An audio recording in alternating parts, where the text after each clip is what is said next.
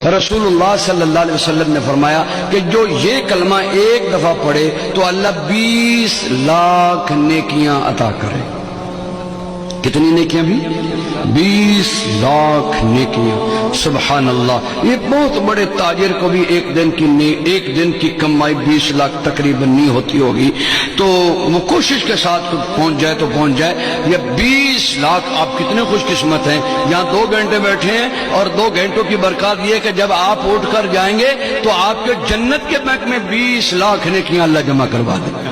وہ کلمہ کیا ہے؟ سارے پڑھیں، بسم اللہ الرحمن الرحیم، لا الہ الا اللہ وحدہ لا شریک لہ احدا صمدا لم یلد ولم یولد ولم یکن لہ کفوا احد۔